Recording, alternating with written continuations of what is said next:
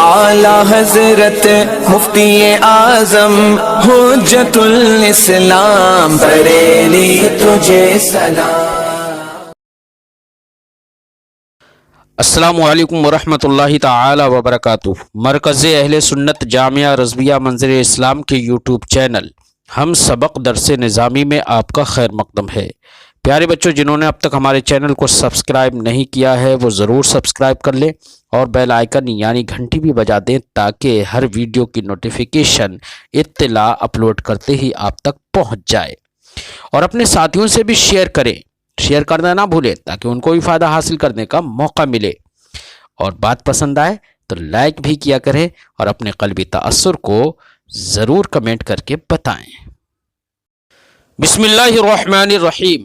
وَكَذَا النَّكْرَةُ الْمَوْصُوفَةُ بِصِفَةٍ عَامَّةٍ عِنْدَنَا نَحْوُ لَا أُجَالِسُ إِلَّا رَجُلًا عَالِمًا فَلَهُ أَنْ يُجَالِسَ كُلَّ رَجُلٍ عَالِمٍ كَقَوْلِهِ تَعَالَى وَلَعَبْدٌ مُؤْمِنٌ خَيْرٌ مِّن مُشْرِكٍ وَقَوْلٌ مَّعْرُوفٌ خَيْرٌ مِّن صَدَقَةٍ يَتْبَعُهَا الْأَذَى وَإِنَّمَا يَدُلُّ عَلَى الْعُمُومِ لِأَنَّهُ فِي مَعْرِضِ التَّعْلِيلِ لقوله تعالى ولا تنكحوا المشركين حتى يؤمنوا وهذا الحكم عام ولو لم تكن العلة المذكورة عامة لما صح التعليل الى آخر العبارہ۔ آج کے سبق میں صاحب کتاب اس نکرہ کی بحث کرتے ہیں جو نکرہ صفت عامہ سے موصوف ہو تو وہ بھی الفاظ عام سے ہو جائے گا۔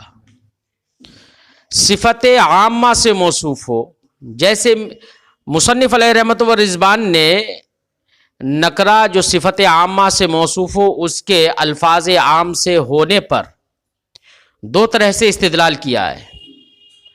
ایک تو یہ استدلال کیا ہے کہ نکرہ جب صفت عامہ سے موصوف ہوگا تو وہ صفت عامہ جب عام ہے تو اس کا موصوف بھی عام ہوگا جس میں وہ صفت پائی جائے گی۔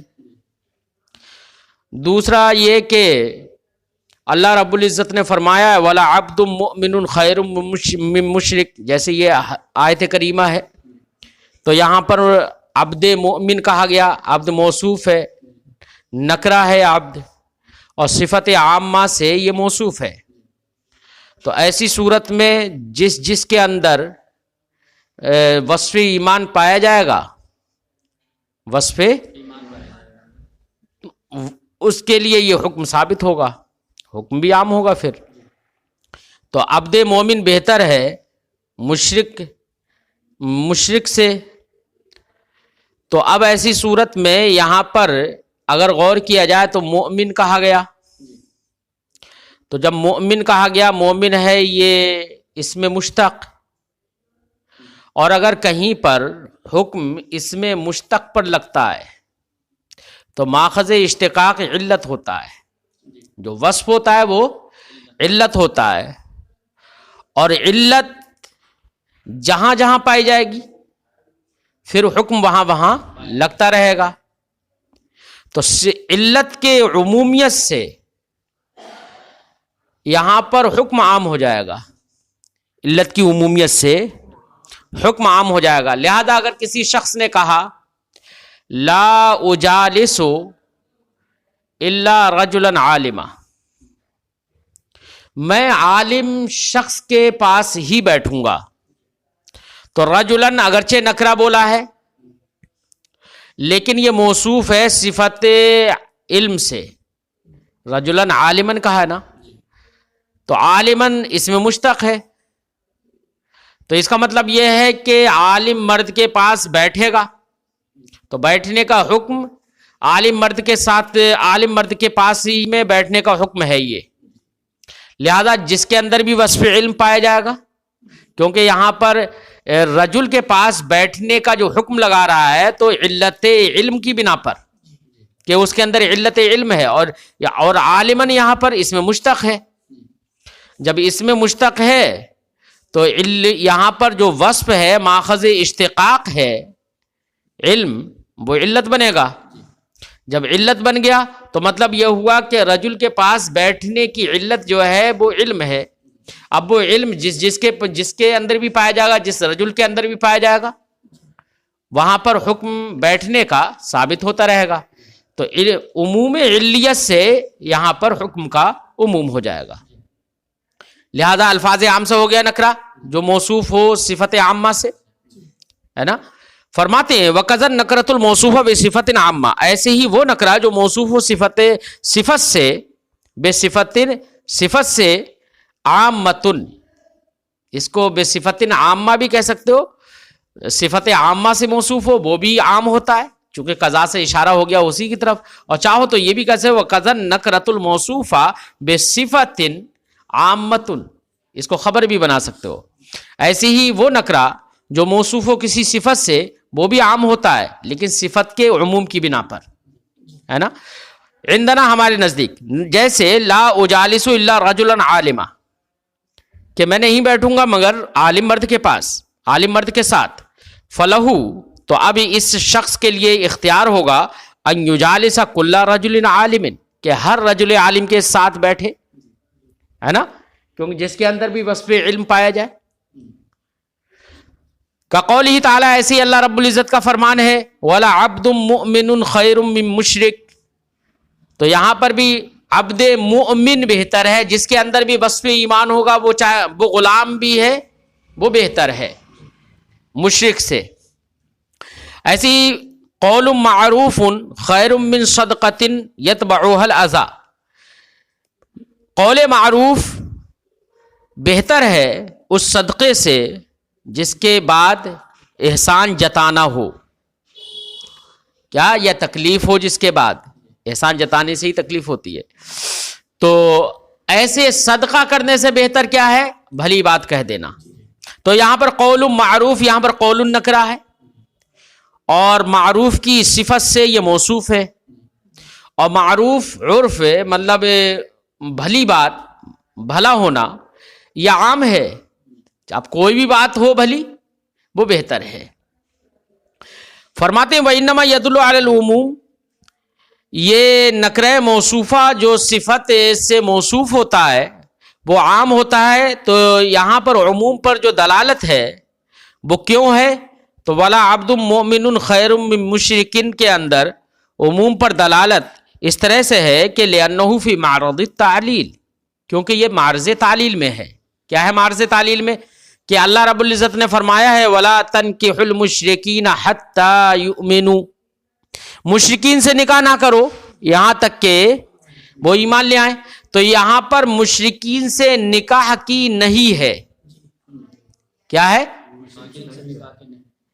لہذا ان سے نہیں کیوں ہے؟ شرک کی بنا پر نا. کس کی بنا پر؟ اب جس کے اندر بھی شرک پایا جائے گا، یہ وصف پایا جائے گا، اس سے نکاح منہی رہے گا، اس سے نکاح سے رکا جائے گا. تو یہ دیکھیے عام ہے نا.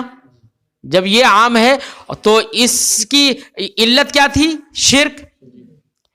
لہذا جب اس کی علت شرک ہے تو جہاں جہاں شرک یہ وصف پایا جائے گا اس سے نکاح کو روکا جائے گا کہ نکاح اس سے نہیں کیا جائے گا. تو جس کی تعلیل، تو اس کی تعلیل میں کہا گیا ولا عبد مؤمن، عبد مومن بہتر ہے. کیا ہے؟ عبد مومن بہتر ہے. تو مومن کہا گیا وہاں پر، تو مومن کہا گیا. تو اب جہاں جہاں وصف ایمان ہوگا، کیونکہ تعلیل تو اسی کی ہے، تو جب یہاں اس کی تعلیل ہے تو جب جیسے یہ عام ہے کہ کسی مشرک سے نکاح مت کرو، مشرکین سے نکاح نہ کرو، یعنی جس کے اندر وصف اشراک ہو اس سے نہیں. جب اس میں عموم ہے تو اس میں بھی عموم رہے گا تاکہ علت اور حکم میں مکافات اور مناسبت رہے. فرماتے ہیں وَهَذَا الْحُكْمُ، فرماتے وَلَا تَنْكِحُوا الْمُشْرِكِينَ حَتَّى يُؤْمِنُوا، یہ اللہ رب العزت کا جو یہ فرمان ہے اس کی تعلیل کی جگہ میں وہ واقع ہے. وَهَذَا الْحُكْمُ عام، یہ لا تنکحوا المشرکین میں جو حکم ہے نکاح نہ کرنے کا یہ عام ہے. فَلَوْ لَمْ تَكُنِ الْعِلَّةُ الْمَذْكُورَةُ عَامَّةً، تو اگر علت مذکورہ عام نہ ہو، کون سی؟ مومن والی، لما صحت تعلیل، تو اس کی تعلیل صحیح نہیں ہوگی.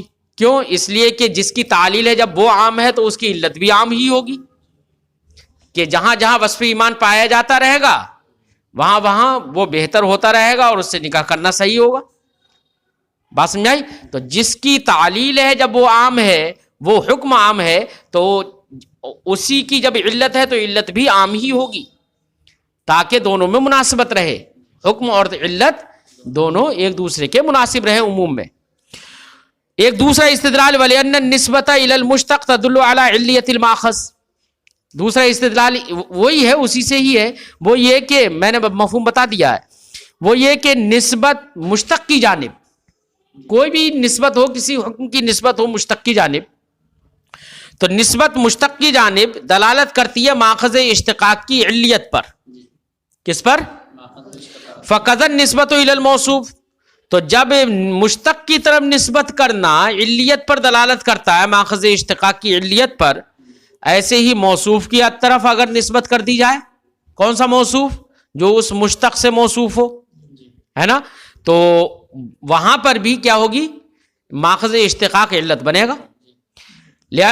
اب اس کا مطلب یہ ہوا کہ موصوف کے ساتھ موصوف کو چاہے آپ ذکر کریں یا موصوف کو ذکر نہ کریں. مثلا آپ نے کہہ دیا لا اجالس الا عالما، یہاں پر ہم نے موصوف کو ذکر ہی نہیں کیا، تو ہم نے سیدھے نسبت کس کی جانب کر دی؟ مشتق کی جانب. کس کی جانب کر دی؟ تو ایسی صورت میں بھی ماخذ اشتقاق علت بن رہا ہے نا. اگر موصوف ہم نے ذکر کر دیا اور ہم نے کہا لا اجالس الا رجلا عالما، تو اب یہاں پر ہم نے حکم کی نسبت کس کی جانب کی ہے؟ اس موصوف کی جانب کے جو کہ ایک صفت سے موصوف ہے، اور وہ صفت ماخذ، وہ کیا ہے؟ صفت مشتق ہے اور ماخذ اشتقاق علت بنے گا. تو چاہے آپ موصوف کو ذکر کریں یا نہ کریں، ماخذ اشتقاق تو علت بنے گا ہی. جب ماخذ اشتقاق علت بنے گا تو، اور ماخذ اشتقاق جب علت ہے تو علت ہے عام، لہذا جہاں جہاں وہ وصف پایا جاتا رہے گا اس کے لیے حکم ثابت ہوتا رہے گا. یہ تو معنی ہوگا. فرماتے ہیں تو اس میں عموم ہے، چاہے آپ موصوف کو ذکر کریں یا نہ کریں. فرماتے ہیں فقط النسبہ، تو لأن النسبۃ الی المشتق، کیونکہ نسبت براہ راست مشتق کی جانب کرنا دلالت کرتا ہے ماخذ اشتقاق کی علیت پر، تو یہ اس صورت میں ہوگا جبکہ موصوف کو آپ ذکر نہ کریں. فقط النسبۃ الی الموصوف، تو ایسی اگر نسبت کر دی جائے موصوف کی جانب، کس کی جانب؟ یہ اس صورت میں ہوگا جبکہ آپ موصوف کو ذکر کر دیں، نسبت کر دیں موصوف کی جانب جو موصوف مشتق سے ہو.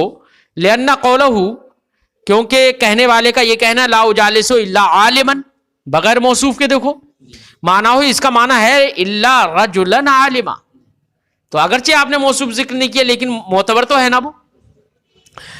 فیعم بعموم للہ، تو یہ بھی عام ہوگا حکم اب علت کے عموم کی بنا پر، کیونکہ ماخذ اشتقاق علت بن گیا اور وہ ہے عام.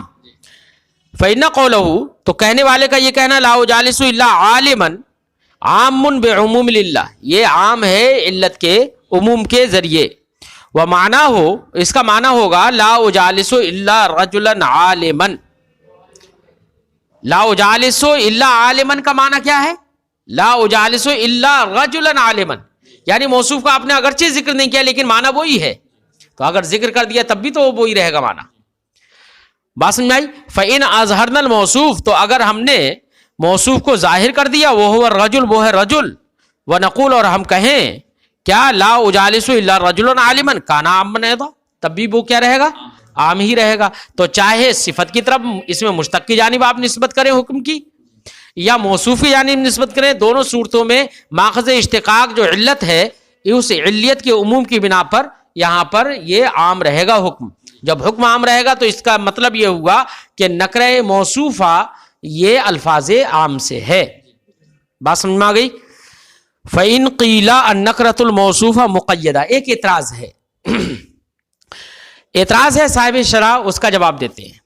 اعتراض یہ ہے کہ آپ نے ابھی کہا کہ نکرہ موصوفہ صفت عامہ سے جو موصوف ہے وہ نکرہ موصوفہ بھی عام ہوتا ہے، حالانکہ نکرہ موصوفہ جو ہوتا ہے وہاں پر صفت جو ہے اس کی قید ہے. کیا ہے صفت؟ اس کی قید ہے. تو اس کا مطلب نکرہ موصوفہ مقید ہو گیا ایک قید سے. بھائی ہم نے کہا رجل، یہ نکرہ ہے غیر موصوفہ ہے، اس میں کوئی قید نہیں ہے، کوئی قید، لہذا اس کے اندر عموم اور ابہام ہے کہ رجولیت جس کے اندر بھی ہوگی وہ سب اس پر اس کا صدق ہو جائے گا، اس کا اطلاق ہو جائے گا نا. لیکن ہم نے کہا رجل عالم، تو اب رجل غیر عالم پر نہیں بولا جائے گا یہ، یا بولا جائے گا. اس کا مطلب عالم جو ہے یہ اس نکرائے موصوفہ کی قید ہے، تو صفت جو ہے اس کی ایک قید ہے، تو یہ نکرائے موصوفہ جو ہے وہ مقید ہو گیا، اور مقید اقسام خاص سے ہے نہ کہ اقسام عام سے. تو اس کو آپ نے عام کیسے کہہ دیا؟ وجہ سمجھ میں آ گئی، اعتراض سمجھ میں آ گیا نا. اس کا جواب دے رہے ہیں، پہلے اعتراض سنیے. فرماتے فَإِنْ قِيلَ، اگر اعتراض کیا جائے النکرۃ الموصوفۃ مقیدۃ، نکرہ موصوفہ تو مقیدہ ہوتا ہے، والمقید من اقسام الخاص، اور مقید اقسام خاص سے ہے، اور آپ نے اس کو کہہ دیا کہ یہ عام ہوتا ہے، یہ کیسے درست ہو گیا؟ اعتراض سمجھ میں آ گیا نا. قلنا، ہم جواب دیں گے. جواب کا خلاصہ یہ ہے کہ دیکھیے نکرہ موصوفہ اس کے اندر دو جہتیں ہیں، تو وہ من وجہ عام ہے اور من وجہ خاص ہے. ہم نے کہا رجل عالم، اگر اس جہت سے دیکھا جائے کہ عالم، رجل جو مطلق تھا اس مطلق کی قید بن گیا عالم. اب ہر رجل پر اطلاق نہیں ہوگا، اس کا صرف اسی پر اطلاق ہوگا جس کے اندر وصف علم ہو، ہے نا. تو اس جہت سے دیکھا جائے تو اس کی اطلاق کی قید بن گیا یہ، تو اس جہت سے تو یہ ہو گیا خاص. کس کی طرف؟ قید کی طرف نے مطلق میں ایک قید لگ گئی، اس لحاظ سے تو ہو گیا یہ خاص. لیکن خاص ہونے کے بعد بھی غور کریے، رجل عالم ہی تو کہا ہے نا. یہ عالم جو ہے جو صفت ہے، یہ وصف علم جو ہے وہ تو عام ہے، وہ کسی ایک فرد کے ساتھ تو خاص نہیں ہے، بلکہ وہ کسی بھی ذات کے اندر پایا جا سکتا ہے. جس ذات میں بھی پایا جائے گا اس کو عالم کہا جائے گا، جس ذات میں بھی پایا جائے گا اس کو عالم کہا جائے گا. تو افراد اس کے بے شمار ہیں. کیا ہے؟ بے شمار افراد ہیں. ان افراد کی طرف نسبت کرتے ہوئے دیکھا جائے تو اب بھی عام ہے. تو نکرہ موصوفہ من جہت القید دیکھا جائے تو خاص، اور اس قید کے اندر عموم ہے، افراد کے کسی فرد کے ساتھ مخصوص نہیں ہے، بلکہ جس کے اندر وہ وصف پایا جا رہا ہے اس پر حکم لگے گا. اس کی افراد کی طرف نسبت کرتے ہوئے اب بھی عام ہے.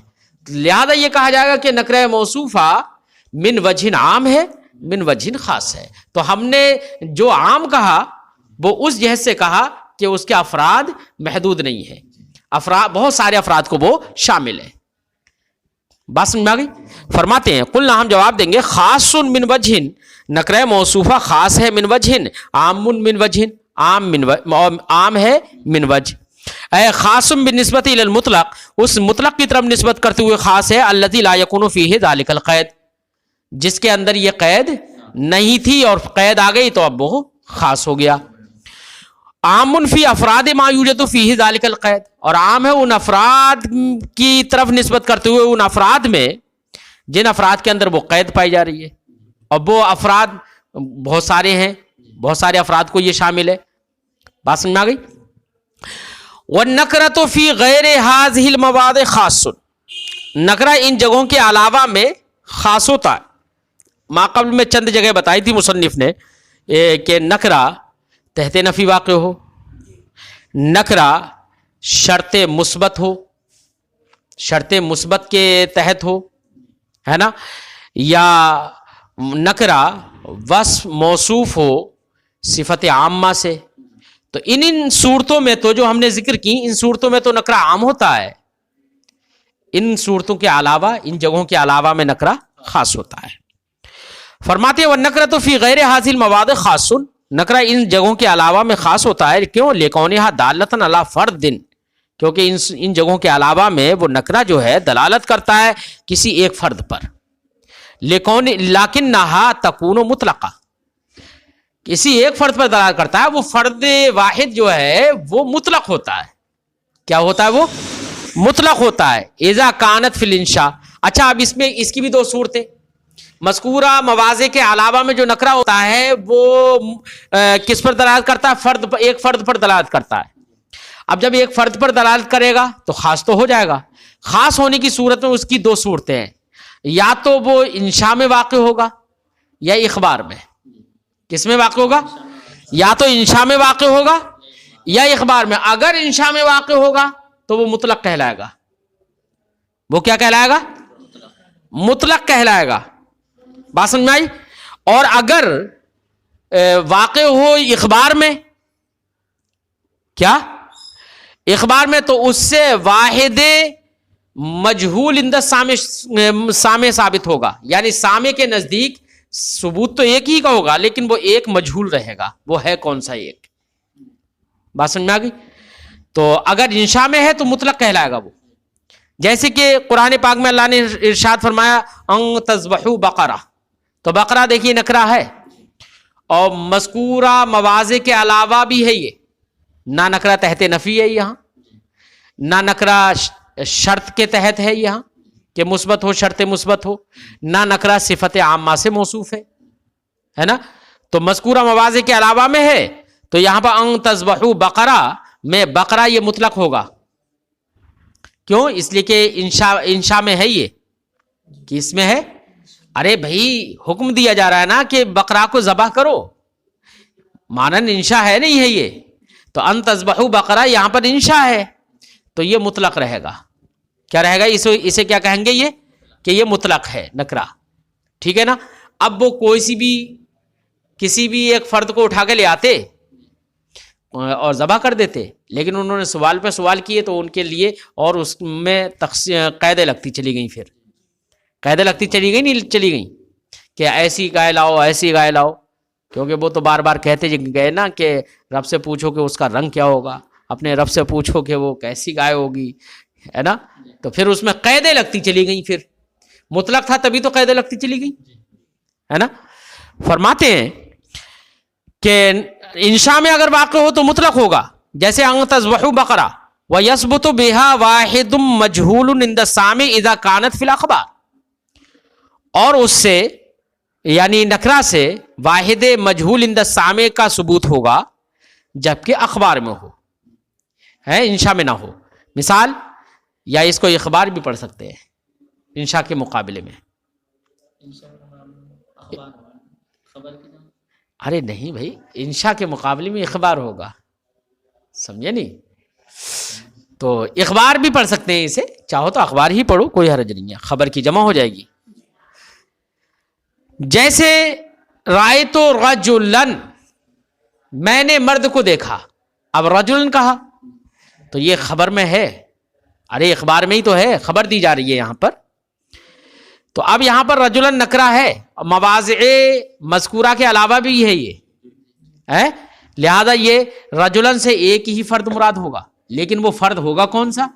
خبر دینے والے نے تو خبر دے دی، سامع کے نزدیک متعین نہیں ہو پائے گا وہ فرد ہے کون سا ایک، وہ سامع کے نزدیک مجہول رہے گا. سمجھے نہیں؟ فَإِذَا أُعِيدَتْ نَكِرَةٌ كَانَتْ غَيْرَ الْأُولَىٰ. اب یہاں پر بحث یہ ہے کہ نکرہ ہے، کبھی کبھی ایسا ہوتا ہے کہ نکرہ کا اعادہ کیا جاتا ہے. کیا کیا جاتا ہے؟ تو اب یہاں پر ایک ضابطہ بتا رہے ہیں جو کہ ضابطہ کلی نہیں ہے بلکہ اکثری ہے. کیا ہے؟ کلی نہیں ہے. وہ یہ ہے کہ کبھی ایک لفظ کی تکرار کر دی جاتی ہے، تو تکرار کی صورت میں کب عین اول مراد ہوگا، کب غیر اول مراد ہوگا، اس کا ضابطہ بتا رہے ہیں. فرماتے ہیں کہ اگر نکرہ کی تکرار نکرہ سے ہو، یعنی تکرار اگر نکرہ سے ہو، چاہے نکرہ کی ہو یا معرفہ کی، تو غیر اولا مراد ہوگا. کیا مراد ہوگا؟ اور اگر تکرار معرفہ سے ہو، چاہے نکرہ کی تکرار ہو یا معرفہ کی تکرار ہو، تو عین اولا مراد ہوگا. بات سمجھ میں آ گئی؟ کیا ہوگا؟ عین اولا مراد ہوگا. یہ ذہن میں رکھنا، تکرار کی بات ہے. مقرر جو لفظ ہے اس کی اس کے معرفہ ہونے اور نکرہ ہونے کا ذکر مطلب اعتبار ہوگا کہ اگر جو لفظ مقرر ہے دوبارہ آ رہا ہے تو دوسری بار جو لفظ آیا ہے وہ معرفہ ہے یا نکرہ ہے. اگر وہ معرفہ ہے تو عین اول مراد، اور نکرہ ہے تو غیر اول مراد، ذہن میں رہے. تو اگر نکرا کی تکرار نکرا سے ہو تو اب اس کی عقلی صورتیں دیکھو کتنی نکل رہی ہیں. نکرا کی تکرار نکرا سے ہو تو غیر اولا مراد ہوگا. معرفہ کی تکرار نکرا سے ہو تو غیر اولا مراد ہوگا، کیونکہ تکرار نکرا سے ہو رہی ہے نا. نکرا کی تکرار معرفہ سے ہو جائے تو عین اولا مراد ہوگا. معرفہ کی تکرار معرفہ سے ہو جائے تو کل قسمیں کتنی ہو گئی؟ 4 قسمیں ہو گئی، ہے نا. لیکن میں نے آپ کو بتایا یہ قاعدہ جو بتا رہے ہیں یہ اکثری ہے، کلی نہیں ہے، ورنہ تو چاروں صورتیں ٹوٹتی رہیں گی.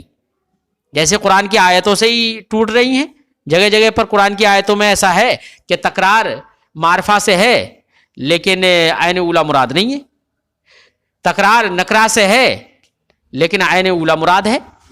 ایسا ہے. جیسے مثالیں دے رہے ہیں ابھی ہم. فرماتے ہیں وَالنَّكْرَةُ فِي غَيْرِ هَذِهِ الْمَوَاضِعِ خَاصٌ. اچھا کہاں گیا؟ فَإِذَا أُعِيدَتْ نَكْرَةٌ، تو کسی نکرہ کا اعادہ اگر کر دیا جائے كانت غیر الاولا تو غیر اولا مراد ہوگا. وَإِذَا أُعِيدَتْ معرفہ، اور معرفہ سے اعادہ کر دیا جائے كانت عینہا تو عین اولا مراد ہوگا. یہ ضابطہ اکثری ہے، کلی نہیں. لأن الأصل فی اللام العہد، کیونکہ جب معرفہ اگر ذکر کیا گیا ہے تو الف لام کے ساتھ ہے، اس میں معرب باللام سے اعادہ ہے یہاں پر مراد، معرفہ سے مراد معرب باللام. تو کیونکہ لام کے اندر اصل ہے عہد تو عین اولا مراد ہی ہوگا تاکہ معہود کی طرف اشارہ ہو جائے.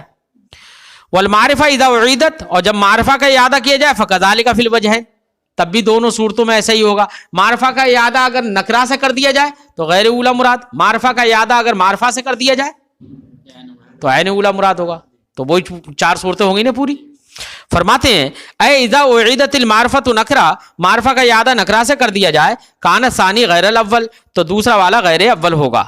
وان اعیدت معرفہ، اور اگر معرفہ کا اعادہ معرفہ ہی سے کیا جائے کان ثانی عین الاول، تو دوسرا والا کیا ہوگا؟ عین اول ہوگا.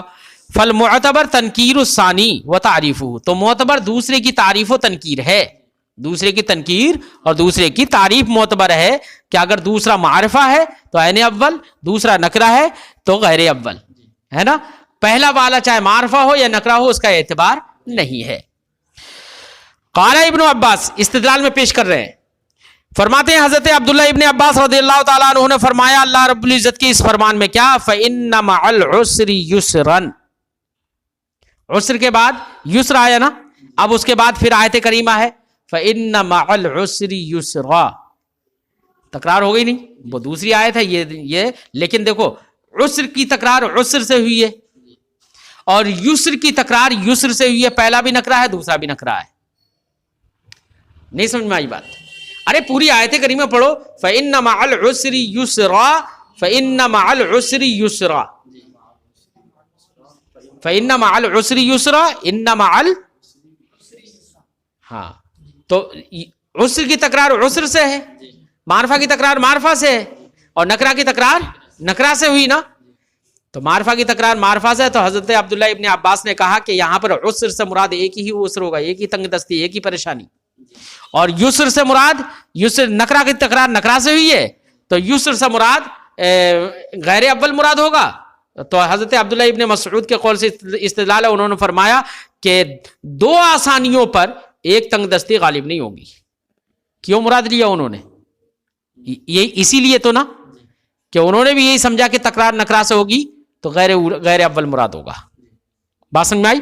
تو ان کے قول سے استدلال ہے.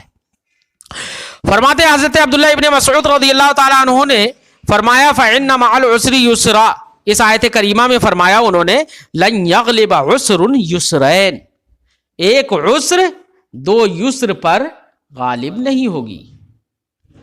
والاصح، صاحب کتاب فرماتے ہیں زیادہ صحیح یہ ہے ان ھذا تاکید، کہ دوسرا جو ہے نا وہ پہلے کی تاکید ہے، یہاں پر یہ معنی مراد نہیں ہے. وَإِنْ أَقَرَّ، ایک مثال دے رہے ہیں، ان اقر بألف مقید بالشک، کسی شخص نے اقرار کیا اپنے اوپر پیسوں کا، 1000 روپے کا اقرار کیا، لیکن 1000 کو مقید کر دیا کس سے؟ شخص سے، یعنی چیک سے مقید کر دیا. چیک نہیں جانتے ہو جو چیک بھرا جاتا ہے، بالشک چیک سے مقید اعتراف کیا اس نے. اور اعتراف ایک بار نہیں کیا، اقرار ایک بار نہیں کیا، 2 مرتبہ اقرار کیا.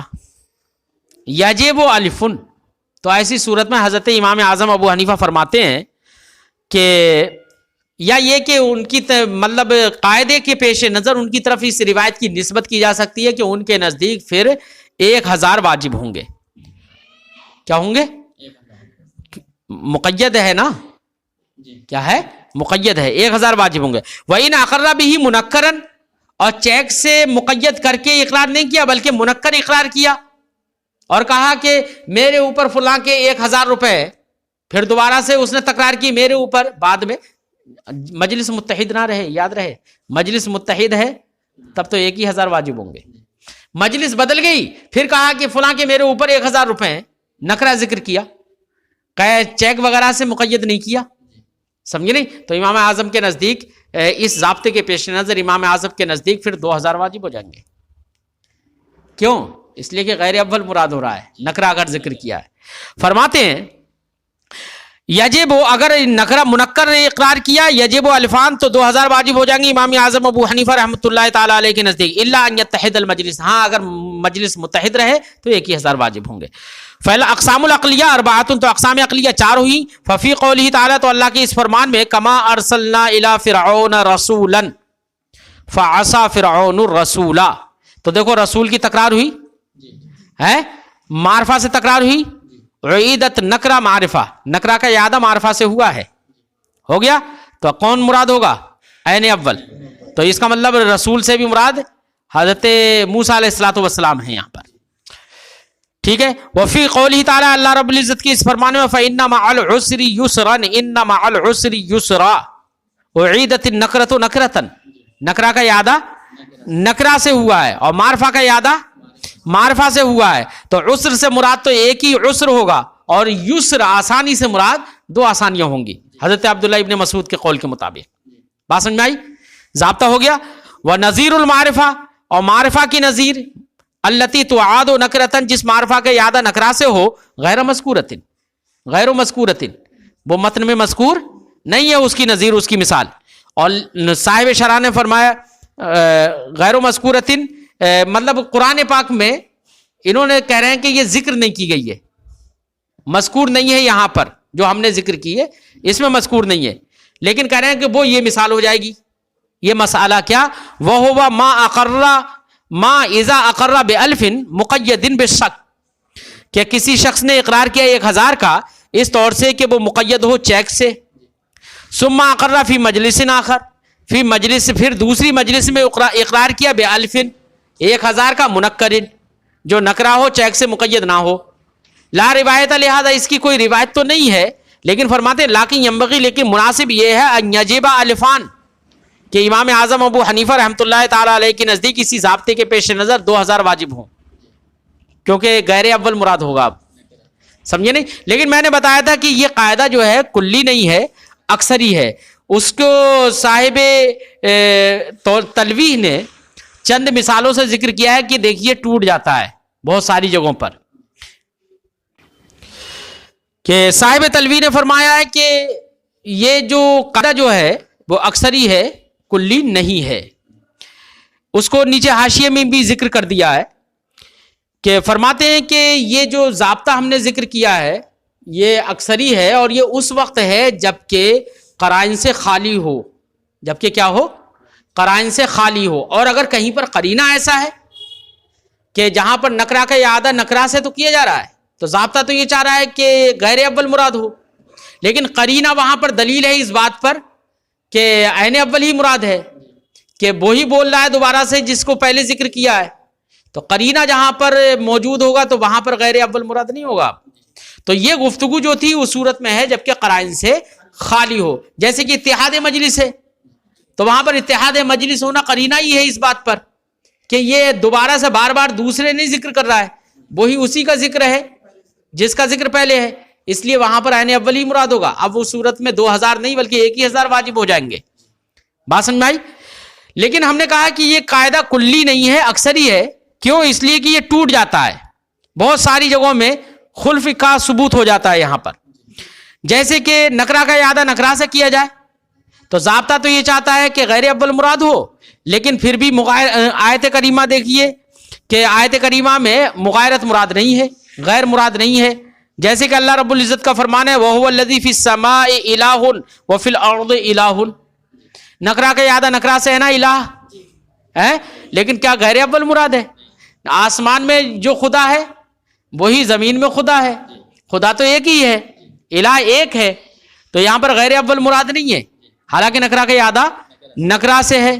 اور کبھی معرفہ کا اعادہ معرفہ سے اعادہ کیا جاتا ہے, اور معرفہ کے اعادے کے بعد بھی وہاں پر مغایرت مراد ہوتی ہے, غیر اول مراد ہوتا ہے.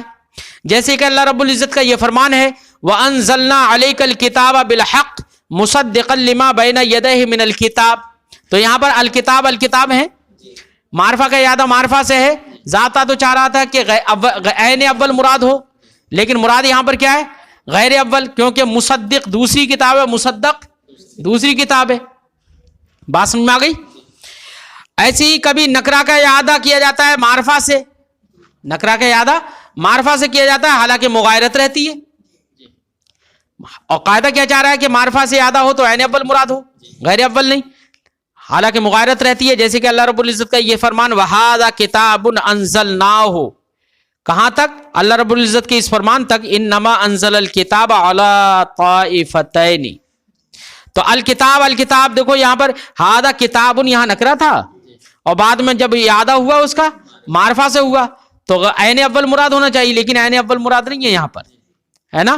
ہذا کتاب انزلناہ, یہ کتاب ہے جس کو ہم نے نازل کیا, قرآن پاک. اور آگے کیا ہے انما انزل الکتاب علی طائفتین, طائفتین پہ جو کتاب نازل کی وہ کتاب یہ والی قرآن تھوڑی ہے, وہ پہلے والی کتاب ہے, وہ غیر اول مراد ہے. ایسی کبھی معرفہ کا اعادہ نکرا سے کیا جاتا ہے, تو قاعدہ تو یہ چاہتا ہے کہ غیر اول مراد ہو, ہے نا, لیکن مغایرت نہیں ہوتی ہے.